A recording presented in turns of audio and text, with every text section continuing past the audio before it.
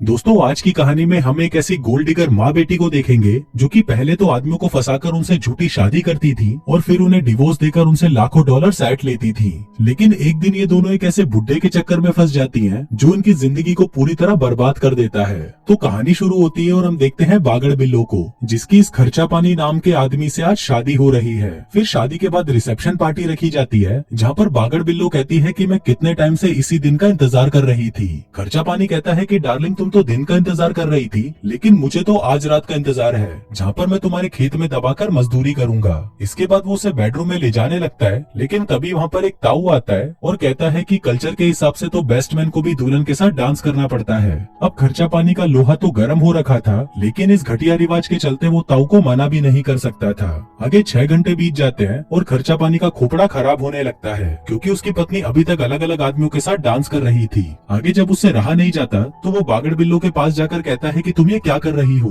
ये तो वेटर है। जिसके बाद वो उसे वहाँ से उठाकर बेडरूम की तरफ ले जाने लगता है क्योंकि जब थरक की सीमा पार हो जाती है तो अच्छे से अच्छा आदमी भी कुत्ता बन जाता है। खर्चा पानी दरवाजा तोड़कर अंदर आता है और किसी भूखे नंगे भेड़िए की तरह बागड़ बिल्लो पर टूट पड़ता है, लेकिन बागड़ बिल्लो उसे रोकते हुए कहती है कि इतनी भी क्या जल्दी है, अभी तो पूरी रात बाकी है। जिसके बाद वो बेड पर जाकर लेट जाती है और कहती है कि जल्दी से मेरे अंदर समा जाओ। खर्चा पानी भी एक्साइटमेंट में उसके सारे कपड़े फाड़ देता है और उसके खेत में मजदूरी करने के लिए अपने औजार को तैयार करता है। लेकिन इससे पहले कि वो अंदर एंट्री करता, वो देखता है कि बागड़ बिल्लो तो खराटे ले रही थी। अब ये देखकर खर्चा पानी का दिमाग खराब हो जाता है और वो बर्फ के पानी से भरे हुए जग को उस पर फेंकने की सोचता है, पर क्योंकि वो बागड़ बिल्लो से सच्चा वाला प्यार करता था, इसलिए वो उस पानी को अपने हथियार पर डाल लेता है ताकि उसका हथियार ठंडा हो जाए। अब सुबह हो जाती है, लेकिन खर्चा पानी वहीं पर बैठा बागड़ बिल्लो को घूरता रहता है। तभी बागड़ बिल्लो नींद से उठती है और खर्चा पानी से माफी मांगती है। कहती है कि जानेमन मुझे माफ कर दो, मैंने हमारी सुहागरात खराब कर दी। खर्चा पानी कहता है कि कोई बात नहीं, लेकिन तुम मुझे खुश करने के लिए अभी भी घोड़ी बन सकती हो। बागड़ बिल्लो उसके लिए मान जाती है और वो दोनों वहीं पर लिपटना झिपटना शुरू कर देते हैं। लेकिन तभी बागड़ बिल्लो को उल्टी आ जाती है और वो भागकर बाथरूम में चली जाती है।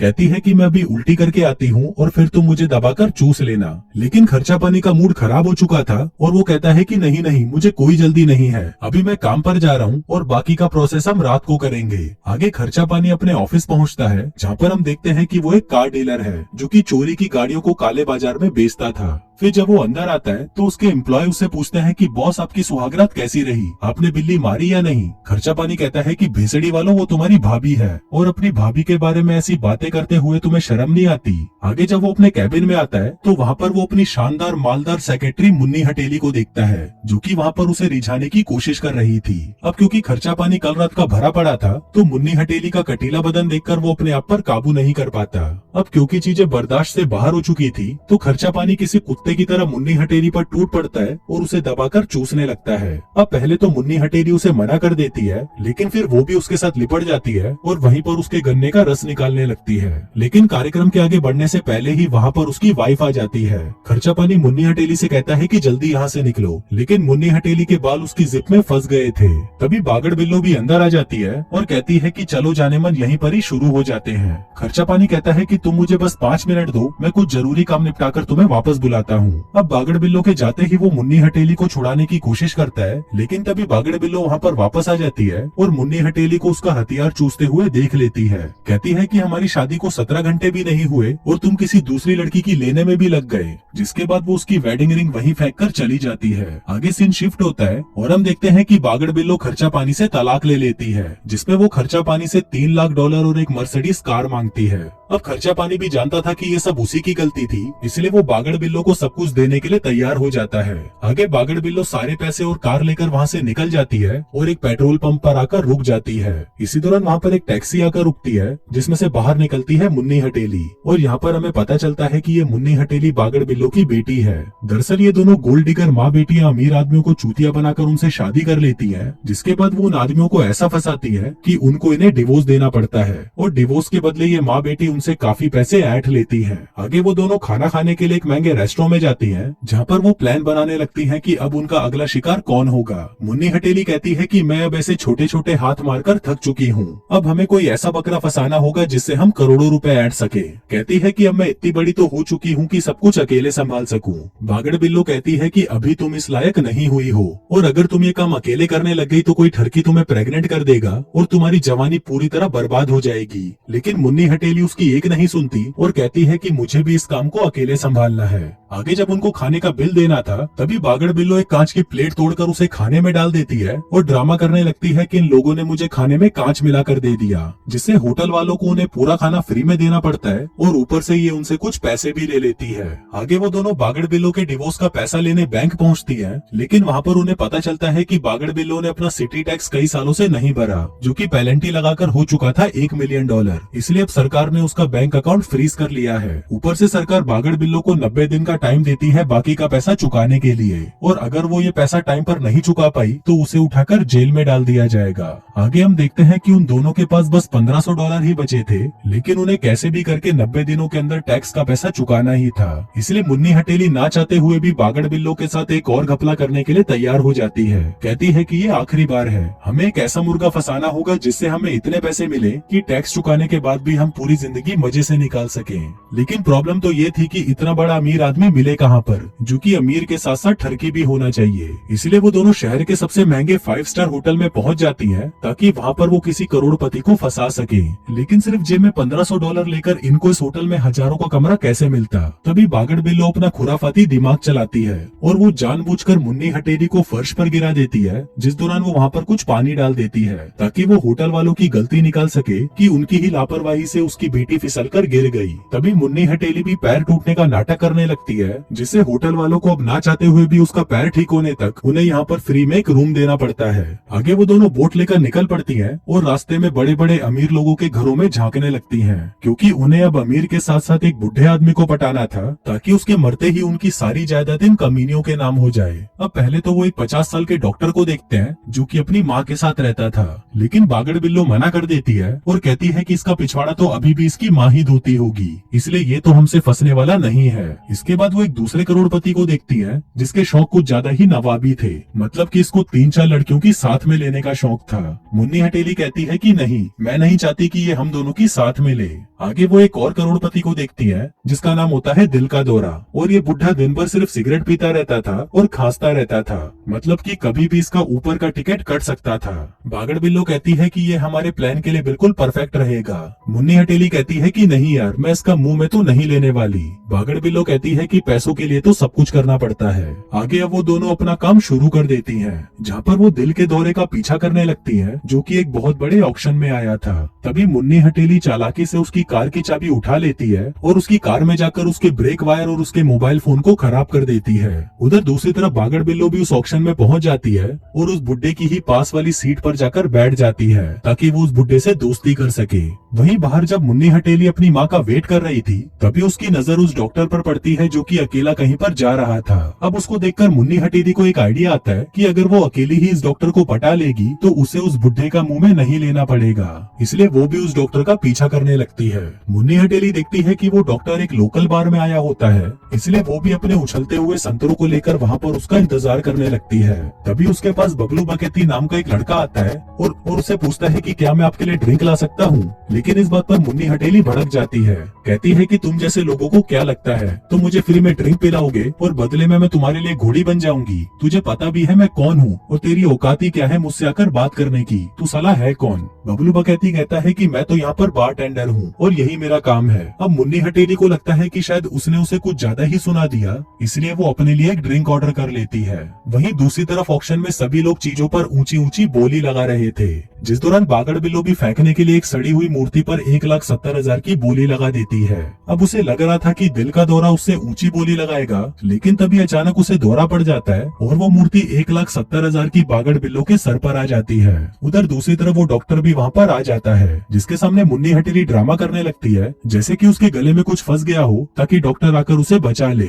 लेकिन उस चूते डॉक्टर का तो सारा ध्यान अपनी माँ पर ही था। मुन्नी हटेली सोचती है कि ये तो सच में माँ का लाडला है, पर इसी दौरान सच्ची मुच्ची खाना उसके गले में फंस जाता है। लेकिन तभी पीछे से बबलू बकैती आता है और उसे दे झटके पे झटका देकर उसके मुंह से खाना बाहर निकाल देता है। लेकिन वो खाना सीधा जाकर डॉक्टर की आंख पर लगता है और वो रोता हुआ वहाँ से चला जाता है। अब क्योंकि बबलू बकैती ने मुन्नी हटेली का प्लान बर्बाद कर दिया था, इसलिए वो बबलू बकैती को चूतिया बोलकर वहाँ से चली जाती है। उधर ऑक्शन में बागड़ बिल्लो ने जो $1,70,000 की मूर्ति खरीदी थी, वो ऑक्शन वाले उस मूर्ति को बागड़ बिल्लो की कार में लोड करवाने जा रहे होते हैं। लेकिन इसी दौरान बागड़ बिल्लो एक आदमी को रिझाने लगती है, जिससे उस आदमी का ध्यान भटक जाता है और उस मूर्ति का एक हिस्सा टूट जाता है। अब ये देखकर बागड़ बिल्लो वहाँ पर ड्रामे करना शुरू कर देती है और टूटी हुई मूर्ति को लेने से मना कर देती है। वहीं दिल का दौरा भी ऑक्शन से निकल चुका था, इसलिए मुन्नी हटेली जल्दी से वहाँ से निकलकर बीच रास्ते में गाड़ी रोकती है और सड़क के बीचों बीच कांटे बिछा देती है, ताकि दिल के दौरे की गाड़ी खराब हो जाए और ये लोग उसकी मदद के बहाने उससे दोस्ती कर सकें। लेकिन तभी वहाँ पर बुड्ढे की जगह बबलू बकैती आ जाता है और उसकी कार पंचर होकर एक पेड़ से जाकर ठुक जाती है। मुन्नी हटेली उसके पास आती है और उसे कहती है कि तुम मेरा पीछा क्यों कर रहे हो। तभी बबलू बकैती उसे उसका पर्स लाकर देता है और कहता है कि तुम इसे बार में भूल आई थी। इसी दौरान वहाँ पर दिल का दौरा भी पहुँच जाता है, पर तभी मुन्नी हटेली बबलू बकैती को धक्का देकर जंगल में फेंक देती है और खुद भी उसके साथ कूद जाती है।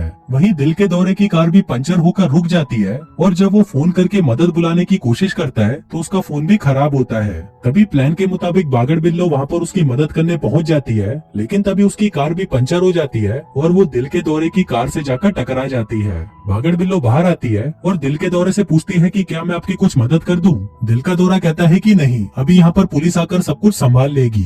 लेकिन तभी बागड़ बिल्लो जोर से उसके सर पर मारती है और कहती है कि शायद आपको दौरे पड़ रहे हैं, इसलिए मैं आपको हॉस्पिटल ले चलती हूँ। जिसके बाद वो उसे अपनी कार में बिठाकर हॉस्पिटल ले जाती है। फिर अगली सुबह मुन्नी हटेली बबलू बकैती के पास आती है और उसे कहती है कि अबे चूतिए, तू कल मेरा पर्स लेकर भाग गया। बबलू बकैती कहता है कि तूने मुझे जंगल में धक्का दिया और फिर वहाँ से भाग गई। मुन्नी हटेली कहती है कि तुम यहाँ पर नौकर हो तो अपनी औकात में रहो। इसी दौरान वहाँ पर एक वेट्रेस आती है और मुन्नी हटेली से कहती है कि ये कोई नौकर नहीं बल्कि यहाँ का मालिक है। अब ये सुनकर वो गोल्ड डिगर खुश हो जाती है और चुपचाप वहाँ से चली जाती है। उधर बागड़ बिल्लो दिल के दौरे को देखने हॉस्पिटल पहुंचती है, जहां पर वो इस हालत में भी सिगरेट फूंक रहा था। आगे वो उसे रिझाने लगती है और ऐसा दिखाती है जैसे कि उसे इस बुड्ढे की कितनी फिक्र हो। अब दिल का दौरा भी उसकी अदाओं पर फ्लैट हो जाता है और उसे आज रात को अपने साथ डिनर पर चलने के लिए पूछता है। वहीं दूसरी तरफ मुन्नी हटेली को भी उसका शिकार मिल चुका था, इसलिए वो बबलू बकैती का पीछा करने लगती है ताकि वो उसे अपनी जाल में फंसा ले। बाकी आगे क्या होगा वो आपको पता ही है। उधर दिल का दौरा बागड़ बिल्लो को एक फैंसी रेस्टोरेंट में लेके जाता है, जहाँ पर वो उसके खाने के लिए कच्चा मीट ऑर्डर करता है। कहता है कि मुझे वो औरतें बहुत पसंद है जो कच्चा मांस खाती हूँ। अब बागड़ बिल्लो को भी उसे इम्प्रेस तो करना ही था, इसलिए वो भी उसके सामने कच्चा मीट खा जाती है,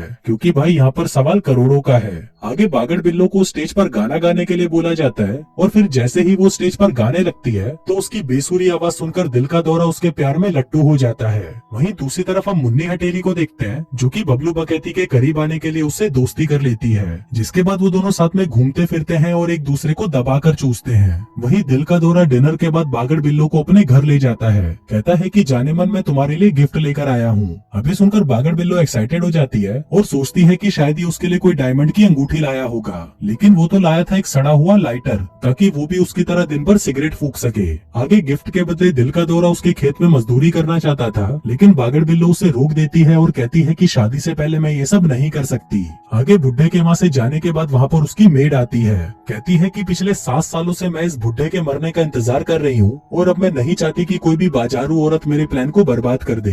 अब क्योंकि वो मेड भी उस बुड्ढे के पैसों के पीछे पड़ी थी, इसलिए उसको रास्ते से हटाने के लिए बागड़ बिल्लो एक प्लान बनाती है। उसी रात जब वो दिल के दौरे के साथ होती है, तभी वो उसे कहती है कि तुमने मुझे जो लाइटर दिया था वो मेरे पर्स से गायब है। मुझे लगता है कि शायद वो तुम्हारी मेड ने चुराया होगा। आगे वो दोनों उस मेड के कमरे में जाते हैं, जहाँ पर उसके कपड़ों की तलाशी लेने पर उसे वो लाइटर मिल जाता है। तभी मेड कहती है कि ये सब इसी ने किया है मुझे फंसाने के लिए। अब ये सुनकर बागड़ बिल्लो रोने का नाटक करती है और तभी वो दिखाती है कि मेड ने उसका और भी सामान चुरा रखा है। अब ये देखकर दिल के दौरे को पूरा यकीन हो जाता है और वो उस मेड को पुलिस के हवाले कर देता है। फिर अगली सुबह हम मुन्नी हटेली को देखते हैं, जो कि मेड बनकर दिल के दौरे के घर पर आती है। दरअसल वो यहाँ पर नकली मेड बनकर काम करना चाहती थी, ताकि धीरे धीरे वो इस बुड्ढे के कीमती सामानों को साफ कर सके। लेकिन वो बुड्ढा भी एक नंबर का हरामी होता है। कहता है कि मुझे पहले तुम्हारा बैकग्राउंड चेक करना होगा कि तुम भरोसा करने के लायक हो भी या या नहीं। लेकिन तभी मुन्नी हटेली दिल के दौरे को रिझाना शुरू कर देती है, जिससे होता यह है कि उस बुड्ढे का दिमाग उसके गोटों में चला जाता है और वो मुन्नी हटेली से बिना कोई सवाल करे उसे काम पर रख लेता है। इसके बाद मुन्नी हटेली बबलू बकैती से मिलने जाती है, जिसके बाद जब वो दोनों एक दूसरे को किस कर रहे थे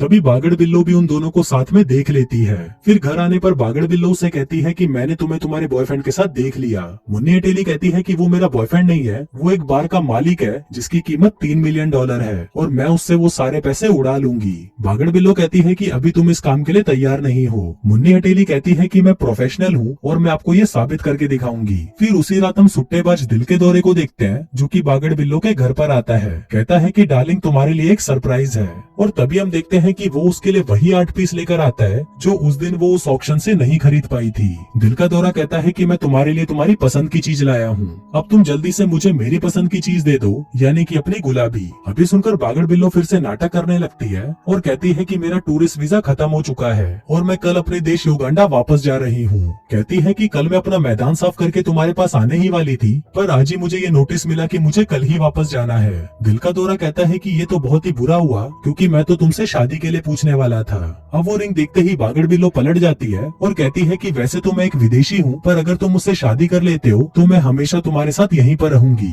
अभी सुनकर बुड्ढा खुश हो जाता है और उससे शादी के लिए पूछने लगता है, जिस पर बागड़ बिल्लो भी उसे हाँ कर देती है। वहीं दूसरी तरफ मुन्नी हटेली को लगने लगता है कि शायद उसे सच में बबलू बकैती से प्यार हो गया है, लेकिन किसी से प्यार करना उनके बिजनेस के लिए सही नहीं था, इसलिए वो बबलू बकैती से माफी मांगकर वहाँ से चली जाती है। वहीं घर पर दिल का दौरा भी अपने कपड़े उतारकर तैयार हो जाता है। कहता है कि जाने मन आज रात हम दोनों की आत्माओं का मिलन होगा। बागड़ बिल्लो कहती है कि अभी नहीं, मैं शादी से पहले ये सब नहीं कर सकती। दिल का दौरा कहता है कि तुमने शादी के लिए हाँ तो कर दी है ना, अभी हम मजदूरी कर लेते हैं, बाकी की फॉर्मेलिटी कल कर लेंगे। अब दिल का दौरा उसकी लेने ही वाला था कि तभी उसे दौरा पड़ता है और वो वहीं पर टपक जाता है। इसी दौरान मुन्नी हटेली भी वहाँ पर पहुँच जाती है और वो दोनों सोचने लगते हैं कि वो कैसे उसकी बॉडी को ठिकाने लगाएं। जिसके बाद वो उसकी बॉडी को उठाकर बालकनी में आते हैं और उसे 10वीं मंजिल से नीचे फेंक देते हैं। आगे वो दोनों वहाँ से निकलने ही वाले थे कि तभी वो देखते हैं कि खर्चा पानी भी उन्हें ढूंढता हुआ वहाँ पर पहुँच जाता है। वो बागड़ बिल्लो से माफी मांगता है और कहता है कि मुझे एक मौका और दो और प्लीज मुझसे फिर से शादी कर लो।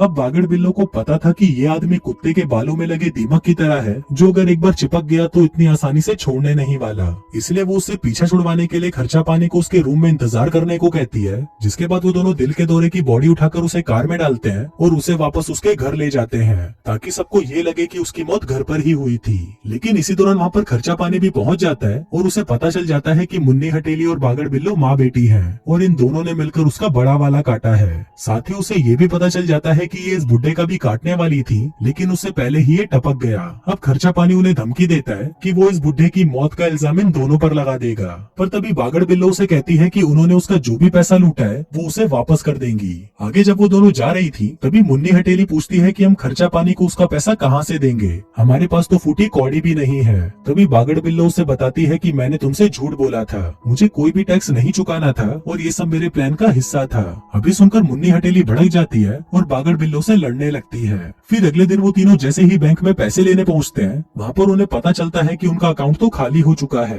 बैंक वाली कहती है कि आप ही ने तो कल सारे पैसे निकाल लिए थे। बागड़ बिल्लो कहती है कि ऐसा नहीं हो सकता और तभी उसे समझ आता है कि ये पैसे उसकी दोस्त ने निकाले होंगे बागड़ बिल्लो के जाली साइन करके। अब वो दोनों पूरी तरह से कंगाल हो चुकी थी और ऊपर से उन पर दिल के दौरे का मर्डर का भी इल्जाम था। इसलिए सबसे निकलने के लिए उनके पास बस एक ही रास्ता बचा था, जो था बबलू बकैती को फंसाना। तभी अगले दिन मुन्नी हटेली बबलू बकैती के पास जाती है और उसे कहती है कि मैं इस प्यार और शादी से बहुत ज्यादा घबरा गई थी, इसलिए मैंने तुमसे मिलना बंद कर दिया था, लेकिन फिर मुझे एहसास हुआ कि मैं तुम्हारे बिना नहीं रह सकती, इसलिए अब मैं तुमसे शादी करने के लिए तैयार हूँ। अभी सुनकर बबलू बकैती भी खुश हो जाता है और वो सभी के सामने अपनी शादी की अनाउंसमेंट कर देता है। अब ऐसे ही कुछ दिन बीत जाते हैं और फाइनली वो दिन भी आ जाता है जब बबलू बकैती और मुन्नी हटेली शादी कर लेते हैं। यहाँ पर हम देखते हैं कि मुन्नी हटेली सच में बबलू बकैती से प्यार करने लगी थी और वो उसे बिल्कुल भी धोखा नहीं देना चाहती थी, लेकिन खुद को और अपनी माँ को बचाने के लिए आज रात उसे ये काम करना ही था। आगे रात को बबलू बकैती मुन्नी हटेली को उठाकर गचागच मचाने के लिए अपने बेडरूम में लेकर आता है, लेकिन इससे पहले कि वो उसकी गुलाबी को अनबॉक्स करता, मुन्नी हटेली वहाँ पर सोने का नाटक करने लगती है। अब बबलू बकैती भी उसे उठाना नहीं चाहता था, इसलिए वो टहलने के लिए बाहर चला जाता है। लेकिन कुछ ही देर बाद वहाँ पर बागड़ बिल्लो आ जाती है और उसे कहती है कि तुम्हारी सासू माँ तुम्हारे लिए गिफ्ट लेकर आई है, जल्दी से मेरे बेडरूम में चलो, मैं तुम्हें तुम्हारा गिफ्ट देती हूँ। आगे वो उसे अपने कमरे में लेकर आती है और उसके साथ फ्लर्ट करना शुरू कर देती है। उधर मुन्नी हटेली भी तैयार हो जाती है बबलू बकैती को रंगे हाथों पकड़ने के लिए, लेकिन बबलू बकैती मुन्नी हटेली से बहुत प्यार करता था, इसलिए वो बागड़ बिल्लो के झांसे में नहीं आता। बागड़ बिल्लो भी अपने पिछवाड़े का पूरा जोर लगा रही थी, लेकिन बबलू बकैती कहता है कि मैं मुन्नी हटेली को कभी भी धोखा नहीं दे सकता। लेकिन जब मुन्नी हटेली बागड़ बिल्लो के कमरे में आती है तो वो देखती है कि बागड़ बिल्लो और बबलू बकैती वहाँ पर गचागच कर रहे हैं। अब आगे सब प्लान के हिसाब से होना था। मुन्नी हटेली बबलू बकैती से डिवोर्स ले लेती है और बदले में बबलू बकैती को उसे $3 मिलियन देने पड़ते हैं। वहीं बाहर हम बागड़ बिल्लो को देखते हैं जिसको अपनी हरकतों पर पछतावा हो रहा था। वो खर्चा पानी से कहती है कि बबलू बकैती तो मुन्नी हटेली से सच्चा वाला प्यार करता था और उसने मुझे मना भी कर दिया था, लेकिन कल रात मैंने उसकी ड्रिंक में ड्रग्स मिला दिए थे। अभी सुनकर खर्चा पानी भड़क जाता है और कहता है कि मैंने तेरे जैसी घटिया औरत आज तक नहीं देखी। तूने अपने फायदे के लिए अपनी बेटी तक को नहीं छोड़ा। कहता है कि मुझे तेरे से कोई पैसे नहीं चाहिए, जो कहकर वो वहाँ से चला जाता है। आगे बागड़ बिल्लो जब मुन्नी हटेली के साथ ये शहर छोड़कर जा रही थी, तभी बागड़ बिल्लो को एहसास होता है कि उसने अपनी बेटी के साथ सही नहीं किया, इसलिए वो उसे सब कुछ सच बता देती है। अभी सुनकर मुन्नी हटेली की भी सटक जाती है और वो अपनी माँ को गालियाँ देने लगती है। वहीं बागड़ बिल्लो को भी अपनी गलती का एहसास होता है, तो वो मुन्नी हटेली से माफी मांगती है और उसे वापस बबलू बकैती के पास जाने के लिए कहती है। इसके बाद बागड़ बिल्लो खर्चा पानी के पास जाती है और उससे भी उसका दिल तोड़ने के लिए माफी मांगती है, जिसके साथ ही वो उससे फिर से शादी करने के लिए भी मान जाती है। उधर मुन्नी हटेली भी बबलू बकैती के पास आती है और उसे उसका पैसा लौटा देती है। कहती है कि मुझे जिंदगी भर बस तुम्हारे साथ रहना है। इसके बाद वो दोनों एक दूसरे को चूसने लगते हैं और दोस्तों इसी के साथ ही ये कहानी यहीं खत्म हो जाती है।